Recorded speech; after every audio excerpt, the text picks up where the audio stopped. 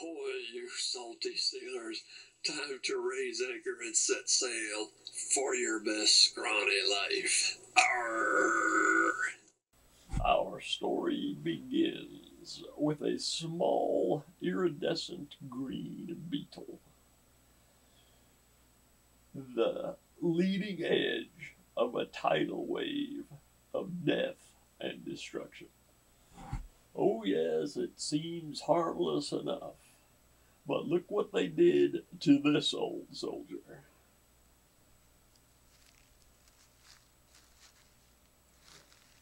Once the larvae get inside the bark, this is what they do. Oh, wow. Yes, sir, they did it. They done it.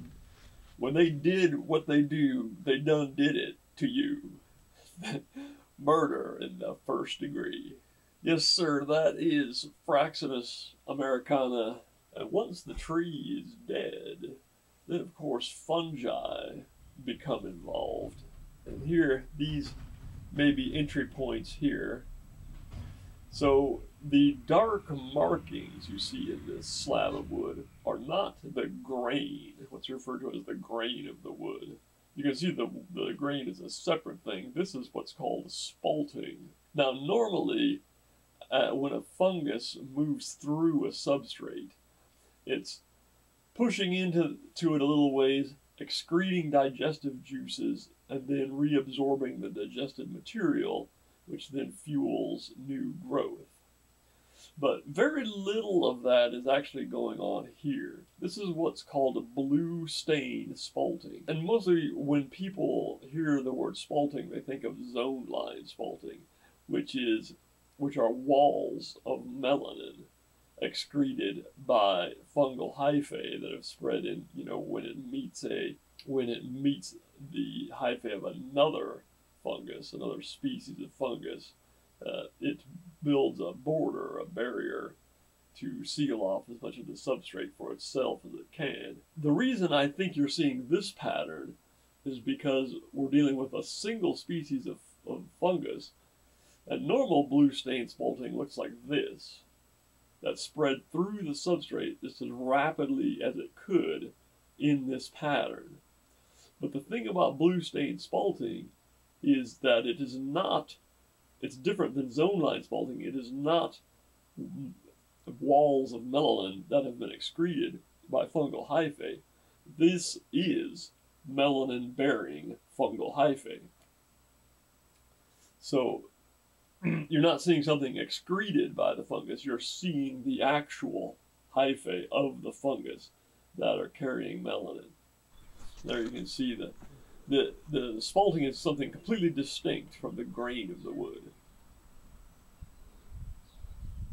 So yeah, in this case, I think it just simply wanted to spread through the substrate and claim as much of it for itself as it could. That's why it took on that pattern. Now, these slabs were nearly 3 inches thick and 7.5 feet long when I bought them. So it would not work for the small room that I wanted to turn into a home office. So I didn't want to do it, but I had to cut them down. And also that made it a little easier for me to work with. I'm still under weight restrictions from my back injury. So we've sanded now. We've done the 50 grit sanding. We've got all the planer marks from the mill gotten rid of and so forth. I probably didn't need to seal the cracks because only 2 of the cracks actually went all the way through the slabs. Most of them did not.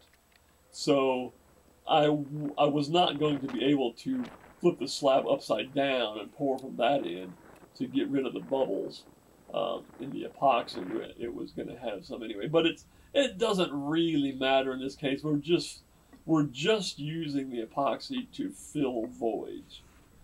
It's not really, there's not a big enough void to really use it in a decorative way. So there was always going to be a few hard to see bubbles but so probably may not have even needed to seal everything, but I did anyway, and that's how I've always done this sort of process.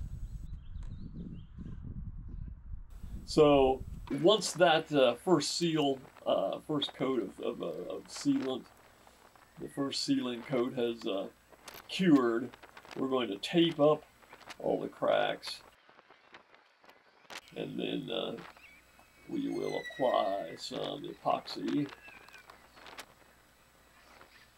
And once that's cured, we'll begin sanding the epoxy down, getting back to a level slab here.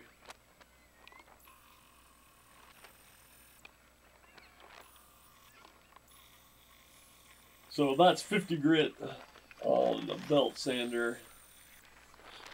We're getting rid of the epoxy buildup, and then I ran through several courses of finish sanding from 50 all the way down to 120.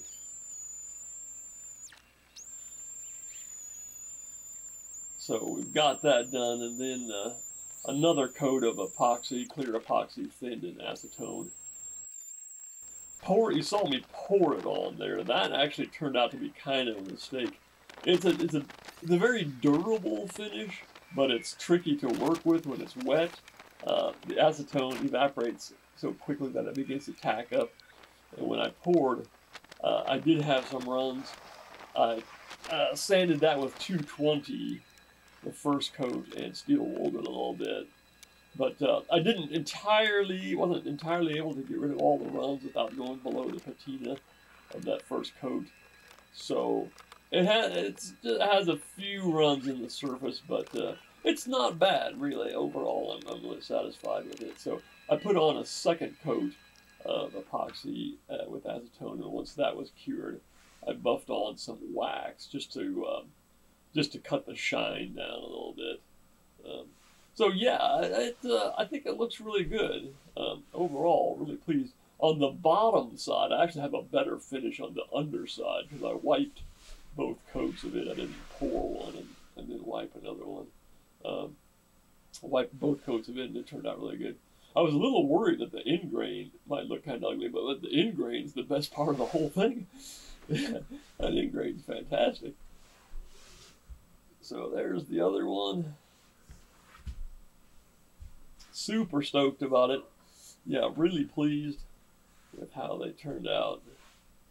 Sad that I had to cut a couple feet off the end of both of them, but well, that tiny little room just was not meant for anything bigger.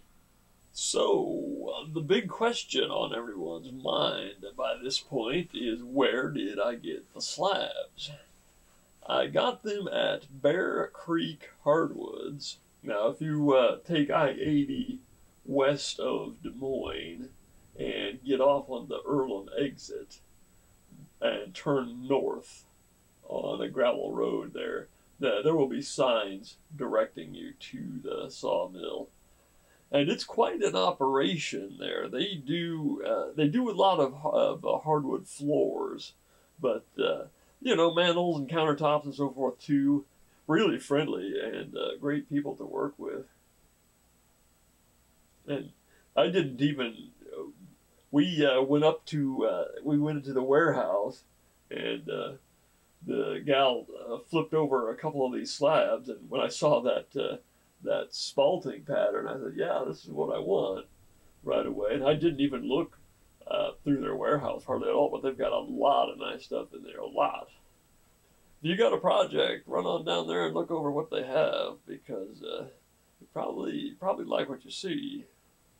All right, so let's sketch in a little fish here. Crappie season here in Iowa. Now, the actual crappie, I don't know, somehow I got a little mixed up and put kind of a bluegill face on a crappie body. The nose should sweep forward a little bit more. Well, we're just going to run with it. I mostly wanted just to, I had a background idea here. So we'll put down a distressed ground and then and then carve a few holes in it here to indicate the branches. And we'll start to lighten it up a little bit. So it kind of works. The highlights were a little weird on the log, but I managed to get it to this point here, and decided to detail the crappie at that point. So with all that done, now we're just shading the fish. The direction of light, the flow of the light, is coming from behind the fish. So the side that's facing us, the side that we can see, is going to be mostly in shadow. So we're darkening that down, and then we'll just have a ridge of light across his back there. All right, there you go. Crappie season in Iowa. All right, so this is garlic mustard, Alaria petiolata. It is another severely invasive plant that's taking over a lot of our woodlands here in Iowa. It produces a root exudate that basically crowds out native plants and fungi. It has a basal rosette. There you can see the flowering stalk coming up. But it forms these very dense, singular colonies and crowds out other plants. The thing about it, it has such a hot mustard taste because it is a member of the Brassicaceae, the mustard family, as indicated by the 4-petaled flowers with 6 stamens, as all Brassicaceae have. But anyway, it has such a hot mustard taste that white-tailed deer do not eat it. But of course, they eat all the native Brassicaceae. And this is another mustard family plant, black mustard, that also has a really strong taste. So what we're going to do to make it a bit more palatable is use lacto fermentation. So we're looking for a 3 to 4% by weight brine, and I was taught lacto fermentation by a Laotian man, and in his culture they did it using rice water or some sort of a rice starch, similar to how kimchi is fermented.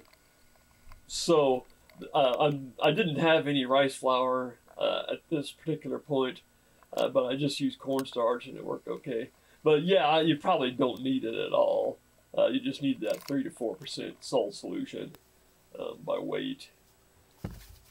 So we'll heat that up and just get the starch melted in here.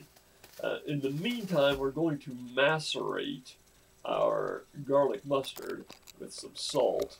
And it's important while you're picking it, of course, too, to make sure that you haven't accidentally included anything that could be poisonous, such as hemlock or anything like that. But this rinsing stage will also give you an opportunity to just double check and make sure that you only have garlic mustard there. So once it's wilted down and macerated, that allows us to stuff a large quantity of it into these canning jars. And so then we will add our brine. And yeah, we've rinsed off the salt that it was macerated in and stuffed it into these jars. We'll leave a little bit of headspace, so that the brine completely covers the garlic mustard. And then seal them up, and then it will ferment for at least 3 days. There you can see day 1, day 2, and day 3. At the very least, I mean, it could go quite a bit longer at room temperature. By day 3, you should see a little bit of pressure, so you could untwist the cap and just kind of burp it, let the gases escape, and then seal it up again if you want to go longer.